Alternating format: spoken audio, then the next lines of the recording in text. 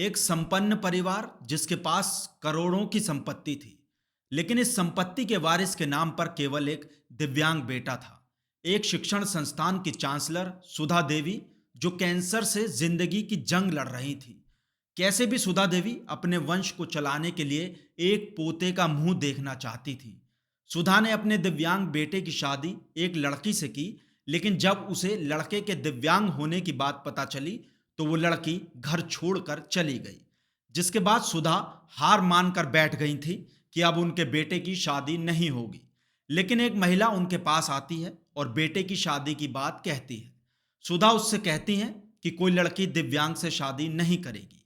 इस पर वो महिला कहती है कि मैं एक लड़की को जानती हूँ जो बहुत गरीब है और आपके बेटे से शादी कर लेगी, लेकिन आप ये बात अपनी बेटी को मत बताना। सुधा इसके लिए राजी हो जाती है। वो महिला एक खूबसूरत सी लड़की से सुधा को मिलवाती है। सुधा उस लड़की को अपने घर ले आती है और कुछ दिन तक नौकरानी के रूप में काम करती है, और धीरे धीरे भरोसे में लेकर वो कुछ दिन बाद सुधा के दिव्यांग बेटे से शादी कर लेती है। और शादी के कुछ दिन बाद सुधा की कैंसर के कारण मौत हो जाती है, और फिर करोड़ों की संपत्ति को हड़पने के लिए एक ऐसी कहानी सामने आई जिससे ठगी के एक बड़े नेटवर्क का खुलासा हुआ, जो सिर्फ गाजियाबाद में ही नहीं, आसपास के कई इलाकों में भी पैर पसार चुका है। आप इस कहानी को अंत तक ध्यान से जरूर सुने। ये कहानी आपको सावधान, सतर्क और जागरूक कर सकती है। मगर उससे पहले जिन लोगों ने अभी तक हमारे चैनल को सब्सक्राइब नहीं किया है तो अब जरूर कर लें। ये सच्ची कहानी उत्तर प्रदेश के गाजियाबाद जिले की है। मुरादनगर में दिल्ली मेरठ हाईवे पर एक इंजीनियरिंग कॉलेज है जिसका नाम है यूनिक इंस्टीट्यूट ऑफ टेक्नोलॉजी, यानी UIMT। इस कॉलेज की चांसलर सुधा सिंह थी। पति की मौत के बाद सुधा सिंह घर में अपने बेटे शिवम के साथ रहती थी। सुधा की एक बेटी भी है जिसकी शादी हो चुकी है। 5 साल पहले सुधा के बड़े बेटे की हादसे में मौत हो गई थी। डॉक्टर सुधा के परिवार में दिव्यांग बेटा शिवम ही बचा था। परिवार का वंश चलाने के लिए सुधा ने पूर्व में अपने दिव्यांग बेटे शिवम की अमरोहा में एक लड़की से शादी कराई थी। लेकिन उसके दिव्यांग होने का पता चलने पर वो लड़की जिससे शिवम की शादी हुई थी उसे छोड़कर चली गई थी। सुधा के मुरादनगर स्थित घर पर नीलम नाम की एक महिला का आना जाना था। एक दिन नीलम सुधा के घर आकर कहने लगी, दीदी आप शिवम भैया की शादी क्यों नहीं करा देती? तो सुधा ने कहा कि इससे शादी कौन करेगा? तो नीलम ने कहा कि मेरी नज़र में गरीब परिवार की एक लड़की है, मैं उस लड़की से शिवम की शादी की बात करती हूँ। आप कहो तो मैं बात चालू करूं, लेकिन आप अपनी बेटी को ये बात मत बताना।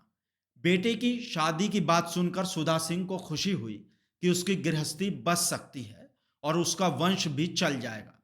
सुधा नीलम से बात करने के बाद उसकी बात मानकर शादी की बात करने को राजी हो जाती है। तो नीलम अपने रिश्तेदार सचिन की भांजी प्रीति से शादी की बात चलाती है। प्रीति दिखने में बेहद सुंदर थी। नीलम ने सचिन को बताया कि यूनिक कॉलेज की मालकिन अपने बेटे के लिए एक लड़की ढूंढ रही है। नीलम के कहने पर सचिन सुधा सिंह के घर पहुंचा और वहां सचिन ने सुधा सिंह से कहा कि वो उनके बेटे की शादी के लिए अच्छी लड़की ढूंढ देगा। तब तक दिव्यांग बेटे और सुधा की देखभाल के लिए वो अपनी भांजी प्रीति को सुधा सिंह के घर पर नौकरानी बनाकर भेज देता है। प्रीति घर में मेड का काम करती थी और अब सुधा सिंह भी खुश थी। मगर इसी बीच उनकी तबीयत बिगड़ने लगती है और उनका कैंसर स्टेज 3 तक आ चुका था। जिसके बाद नीलम और सचिन ने सुधा सिंह को सलाह दी कि आप बीमार हैं, आपकी तबीयत ज़्यादा खराब है, प्रीति के साथ ही शिवम की शादी करा दो तो आपको घर संभालने वाली मिल जाएगी और शिवम की जिंदगी भी सुधर जाएगी। मेड प्रीति ने भी कहा कि वो उनके बेटे की शादी के बाद पूरा उनका उसका ख्याल रखेगी। सबकी बात मानकर सुधा सिंह इस शादी के लिए राजी हो गई।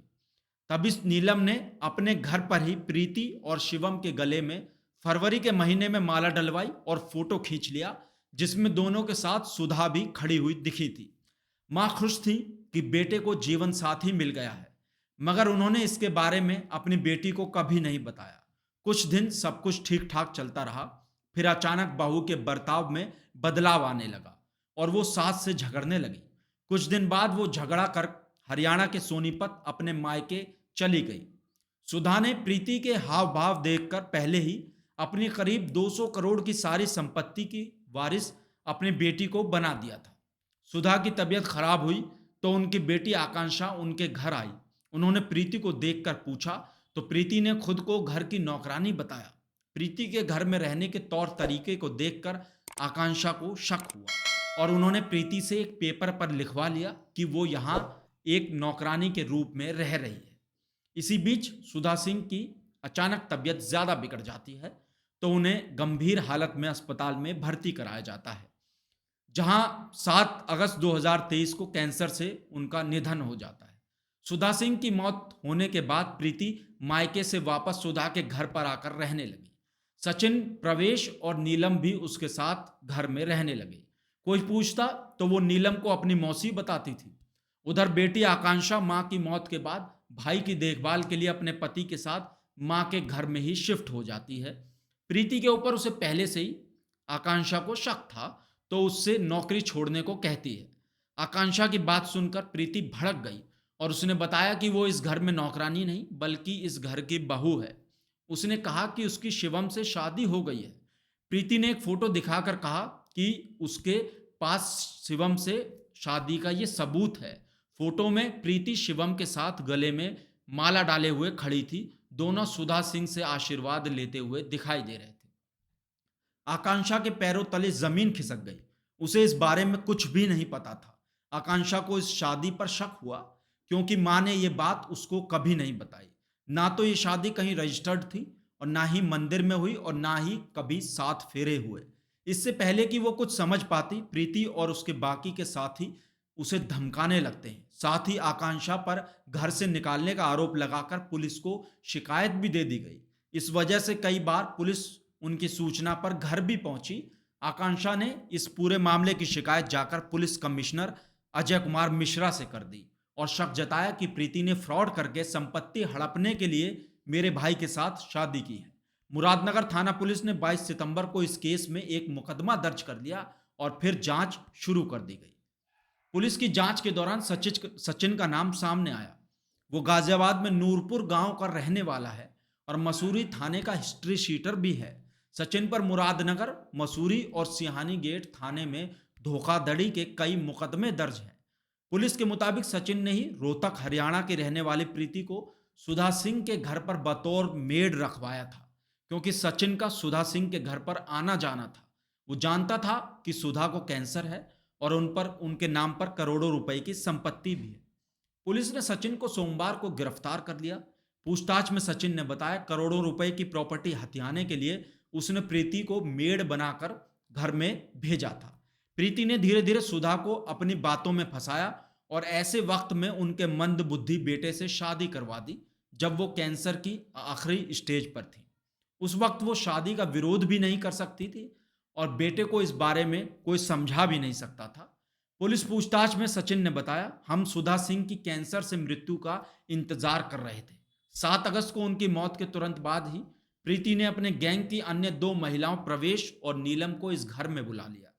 इसमें उसने नीलम को अपनी मौसी बताया। इस तरह प्रीति ने पूरे घर पर कब्जा जमा लिया। सुधा की बेटी आकांक्षा सिंह ने जब प्रीति को घर से चले जाने को कहा तो उसने इस घर की बहू बनने का हवाला देते हुए कहीं जाने से साफ साफ इनकार कर दिया। अब जैसे ही मुकदमा दर्ज होने की जानकारी हुई तो प्रीति अपनी दोनों साथी महिलाओं के साथ रफू चक्कर हो गई। पुलिस की जांच में पता चला है कि प्रीति इस तरह अब तक 7 शादियां कर चुकी है, जिसमें 6 शादी हरियाणा और 7वीं शादी गाजियाबाद में हुई है। हालांकि पुलिस को अभी तक 3 शादियों के डॉक्यूमेंट्स मिले हैं। जहां भी प्रीति ने शादी की वहां उसने ससुराल वालों पर दहेज एक्ट, छेड़छाड़ और रेप के मुकदमे का केस दर्ज करवाया ताकि प्रॉपर्टी में हिस्सेदार बन सके या मोटा पैसा ऐंठ सके। सचिन की गिरफ्तारी के बाद प्रीति की तलाश के लिए सोनीपत पुलिस टीम गई तो पता चला कि प्रीति ने एक सरकारी कर्मचारी से संबंध बनाकर शादी का दबाव बनाया और इनकार करने पर 30 लाख रुपए की डिमांड की। बाद में करीब 20 लाख रुपए लेकर उसे छोड़ा। सोनीपत के ही 3 अन्य लोगों से शादी करने के बाद झूठे केस में फंसाने और बदनाम करने की धमकी देकर लाखों की ठगी भी ये कर चुकी है। सोनीपत में प्रीति और अन्य के खिलाफ 2 केस भी दर्ज हैं। सुधा सिंह के गाजियाबाद में 2 कॉलेज हैं। इसमें एक कॉलेज मसूरी गंग नहर पर 30 बीघा से ज्यादा जमीन पर बना हुआ है, जबकि दूसरा कॉलेज और कॉम्प्लेक्स मोदीनगर कस्बे की प्राइम लोकेशन राज चौपला के आसपास है। टोटल संपत्ति करीब 200 करोड़ रुपए से ज्यादा की है। आरोपियों की नजर इस पूरी संपत्ति को ही हथियाने की थी। सुधा सिंह ने प्रीति पर आंख मूंद कर इसलिए भरोसा किया ताकि उसके दिव्यांग बेटे की देखभाल हो जाए और उसका वंश भी चल सके। मगर घर में भेड़ बनकर घुसी प्रीति ने पहले सुधा को भरोसे में लिया और फिर करोड़ों की संपत्ति के लालच में बेटे से शादी कर ली। हमने ये कहानी आपको इसलिए सुनाई ताकि आप भी प्रीति और उसके गैंग जैसे लोगों से सावधान और सतर्क रहें। आपकी इस पर क्या राय है, आप हमें कमेंट करके ज़रूर बताएं। और आगे भी क्राइम की ऐसी सच्ची कहानियों के लिए हमारे चैनल खबर की खबर को सब्सक्राइब कर लें और हाँ, दोस्तों के साथ शेयर करना बिल्कुल ना भूलें।